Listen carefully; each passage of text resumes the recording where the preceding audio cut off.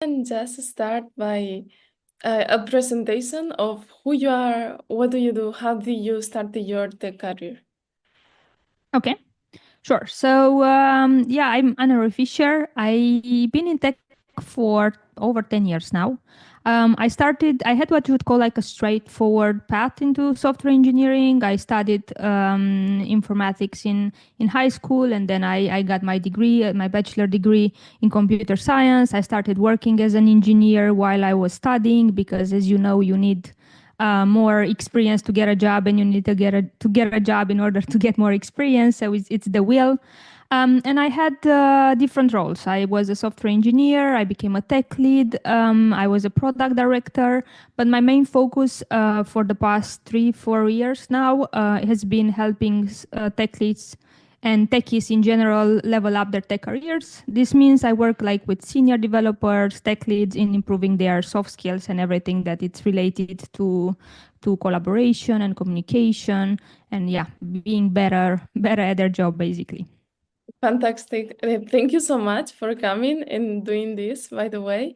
And I would just ask, I want to ask about like that beginning that you say and the will that's happening. Mhm.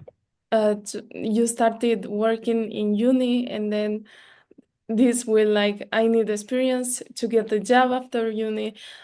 So what did you do? How did you get these first jobs, gigs in tech? So, I mean, at least at the point when I started, I'm saying this because I think things are changing very quickly in tech, and I'm not sure if the rules still apply. When I started, there were a lot of opportunities with the university. So the university was working with different companies that were looking for like interns or people like starting junior people to join their teams on with a reduced time, like part time, to kind of help them on a very low salary, but at the same time learning and contributing. So there was this kind of win-win on both sides, and universities were collaborating with this sort of companies.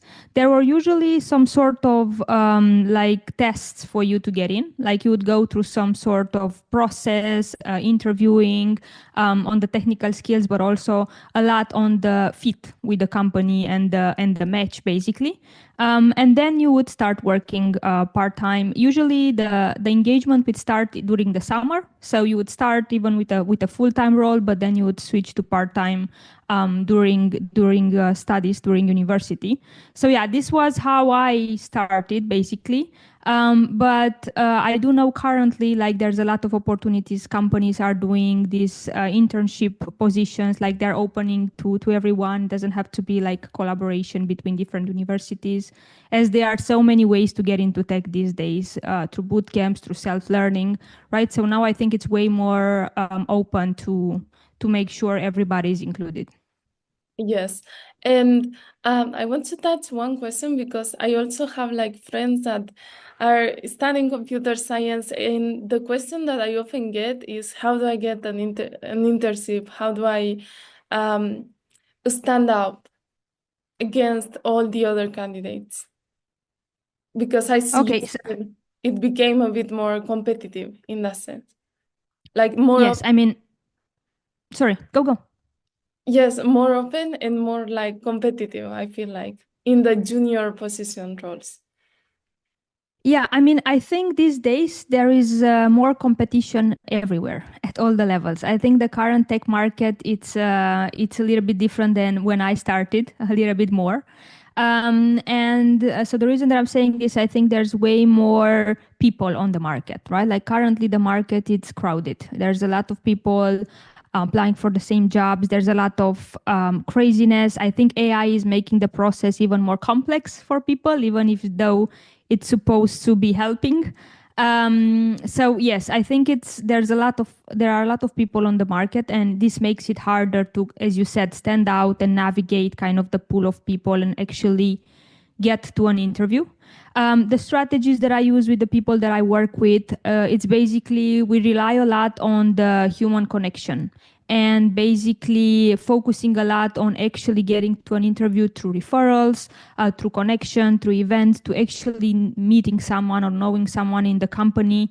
And instead of just kind of applying randomly to jobs on LinkedIn. I think the easiest it is for you to apply, the smaller the chance to actually get an interview, because like the easier it is, the more people are going to apply, and there's a high chance that no one is even going to see your profile. So it's not even a matter um, of being fit or not for the position. Is a matter of actually being seen, someone actually looking at your profile and making that decision.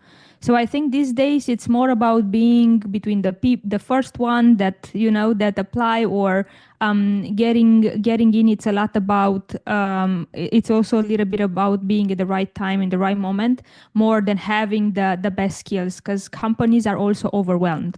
Like on their side, they get thousands of applicants in 2-3 days. It's impossible to go through them all, and so they're making a decision basically between the I don't know, first 100 candidates. They choose someone or some people that are more or less good for the job there. I don't think it's a matter of finding the best candidate anymore, right? So because it's a complex process these days.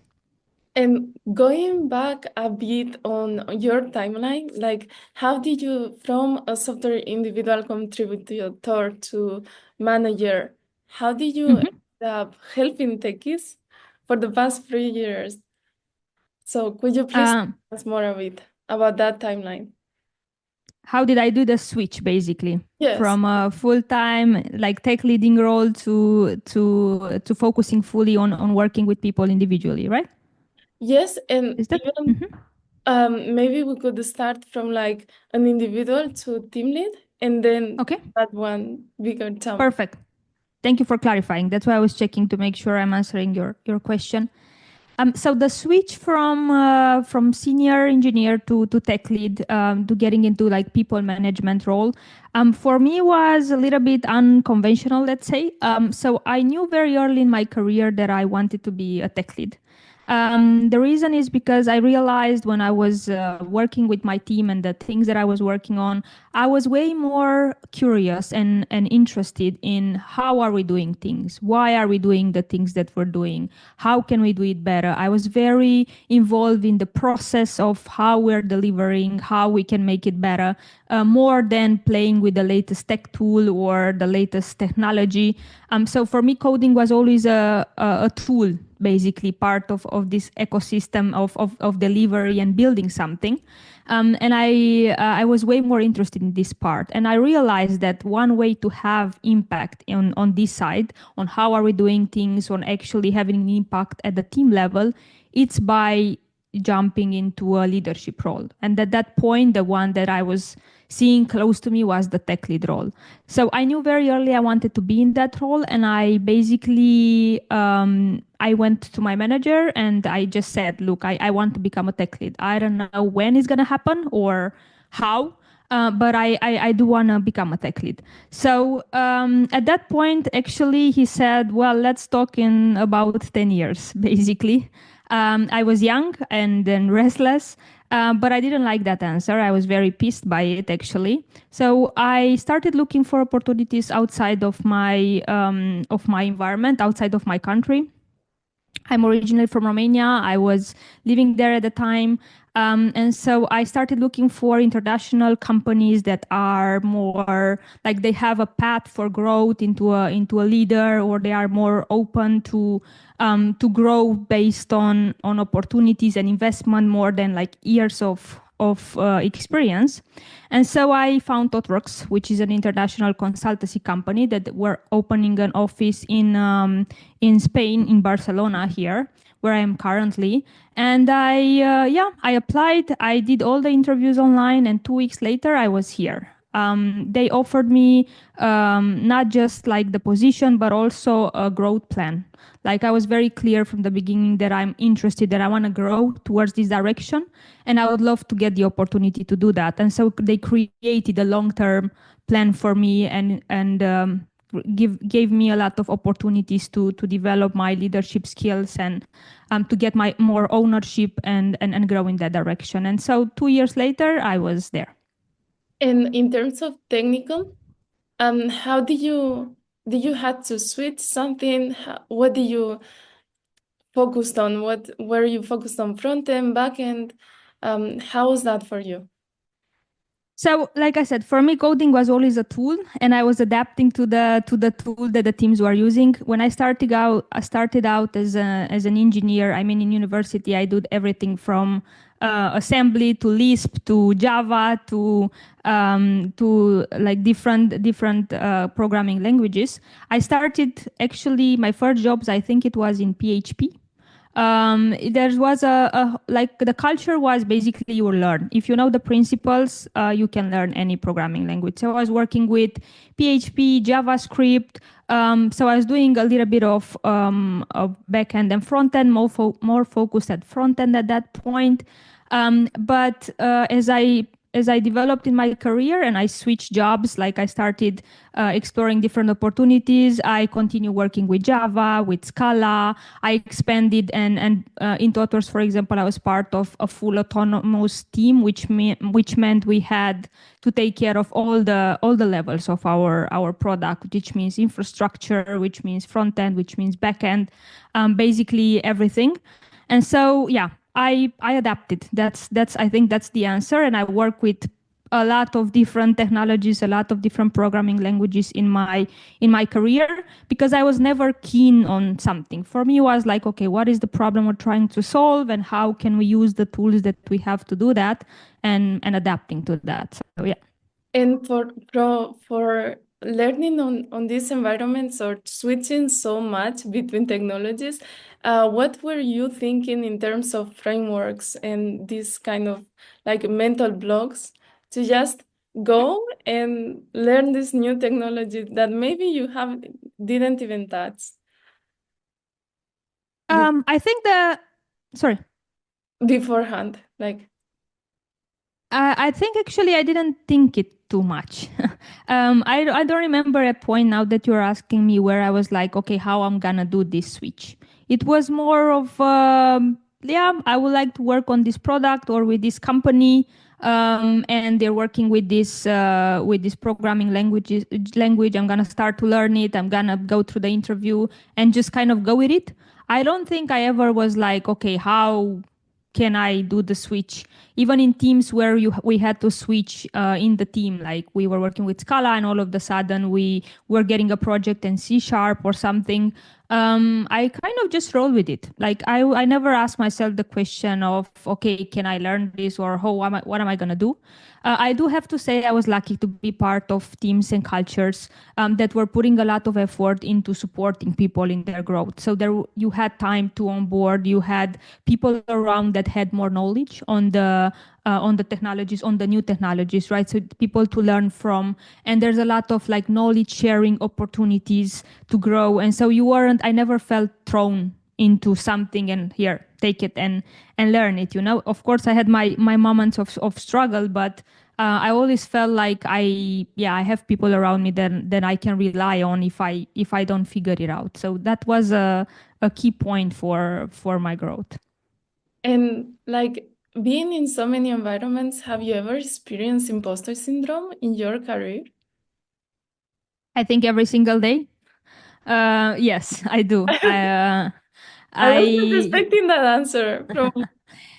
I mean, I think I don't know. In my perspective and in my experience, and it can be different for everyone. And but for me, and after working with so many people, over I think more than 500 people in this past 4 years on different topics. One of them, and one most recurring one, being confidence and imposter syndrome, and dealing with the feeling of doubt and not being enough.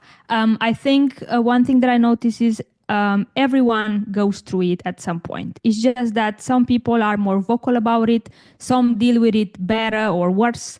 So I think it's something that it's natural to kick in. It's a feeling that kicks in when we have to deal with new things. I mean, it's learning new things, it's uncomfortable. It's just a reality. Whoever tells you otherwise, it's obviously they're either lying or they have some secret process that I haven't learned about yet. And so learning something new, whatever it is, in your job, in your career, it's uncomfortable. Even learning something outside of work, right? Like a new sport, where it's in the beginning it's annoying. It's like until you get some traction. And so that feeling of doubt, or okay, what am I doing here? What did they say? Why did they say yes? It's normal to kick in. And so yes, I've experienced it, and the more you expose yourself and you stay out of your comfort zone, the more you're gonna feel it. And for me, this has been a kind of a definition of my career. I'm constantly out of my comfort zone. I'm constantly learning things, and that will naturally gonna come with feelings of, like, who am I to be here, or how, like, is it enough, or do I know everything? But the secret is to keep on working with it, right? So acknowledging the feeling, and keep on learning on it, and keep focusing on the progress. So there are some techniques that, if you want, we can talk about, that can help. But coming back to your question, yes, I do go through the feeling, and I think everyone that like I said, constantly putting themselves out there, out of their comfort zone, will have to go through that.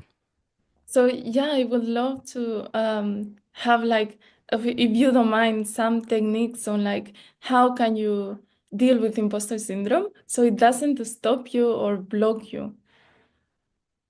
Yeah, I mean, so I think first, like I said, is the idea, the first trick is to acknowledge it, and to say, okay, yeah, it's normal. This is where I am, understanding the context on why is it happening. Like actually getting, okay, is this a new situation for me? Like, is this like a new thing that I'm learning? What is it that is triggering for me to feel like this? Where at this point, right?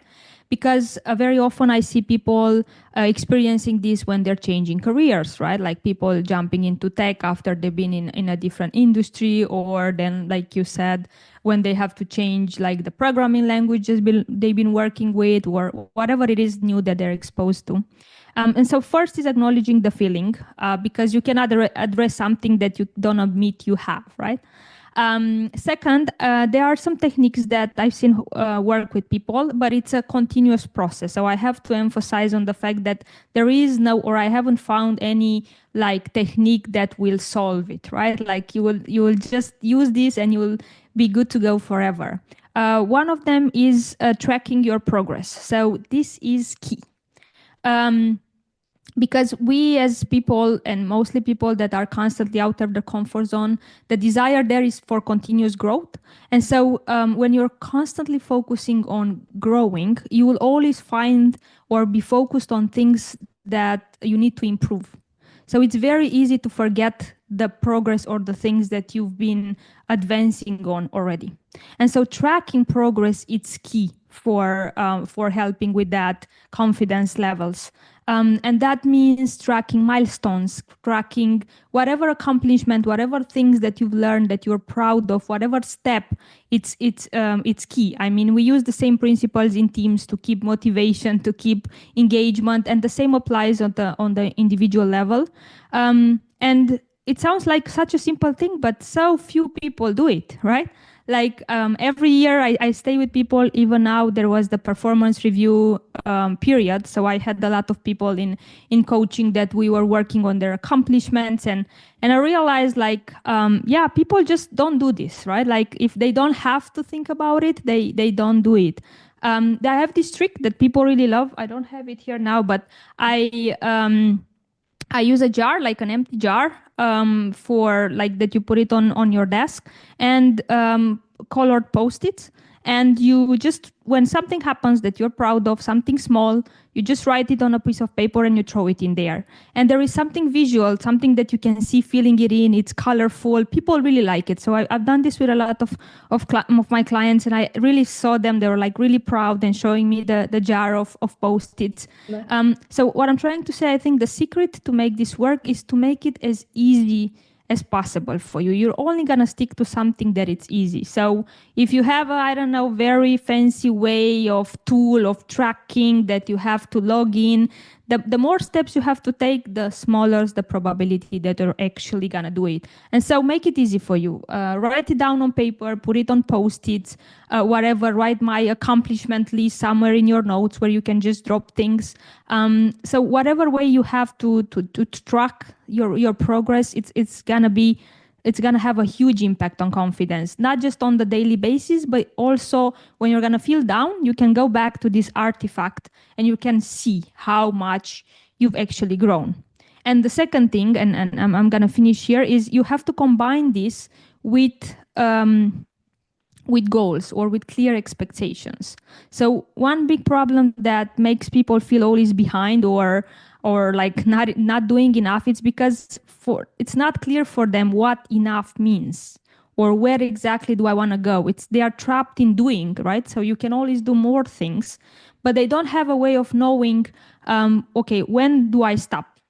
Even if they get there, they're not going to be aware of it because they're just too trapped in doing. And so having clear goals on, okay, where is it that I want to get to and how I'm going to measure it, like having some metrics, whatever they are, that can help you actually check and say, okay, this is progress. It's gonna have a big impact on that confidence, on that motivation, and that keep going forward and feeling like you're moving in the right direction and not just time passing by and slipping through your hands. So I think this would be the three first things that I would start with. And you mentioned your clients, so I think it's the perfect moment to tell us why did you get into coaching, what motivated you to make that jump from team lead. I think you are even like a director of country. So what made you move to helping other people in tech, which is amazing, by the way. Thank you. Congratulations.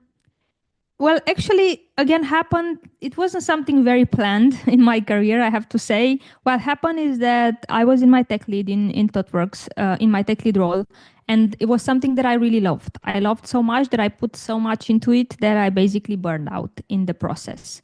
It was during COVID. We switched everything remote. There were a lot of changes in a very short time with the client, with the team.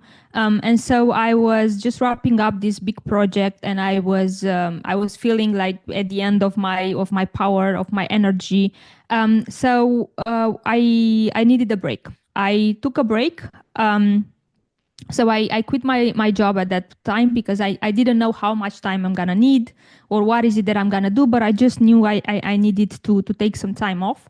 I think it was the first time in my career after a lot of years that I actually I didn't know where am I gonna go next, what's my role, what's my job. I just need a break. What happened is basically the first month I was off. I couldn't do much. I was just trying to kind of feel better. But after a couple of weeks, people started reaching out and starting asking me, "Hey, where are you? We need you." Because I was doing a lot of like my tech lead role in ThoughtWorks was also a lot of coaching and supporting people in their development. It wasn't just on the leadership side, but also into helping others in my team and outside of my team to continuously grow. So I was doing coaching, I was doing training for other tech leads, and so they were like, "Where are you? We have our performance review. We need you." And I realized, okay, maybe I can, make something out of this. So I started with the coffee, I started with the call, and it kind of expanded from that. I started getting more clients from mouth to mouth from people that knew me. I got my certification as a coach. I started working with people on their careers, on different aspects.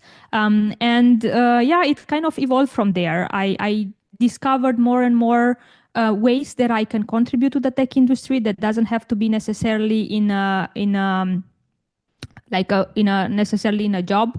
And I loved it. I in these past 4 years, like I said, I work with individuals. I work with companies. I train their tech leads, so I have group of tech leads that I work with in helping them build high performing teams. All things that I was doing before in my role. But now I kind of split them, and I can have kind of different type of impact. I believe in the tech industry by doing these things. And I built a course with O'Reilly last year on the soft skills for tech leads. And I'm currently writing my book with O'Reilly on leveling up as a tech lead.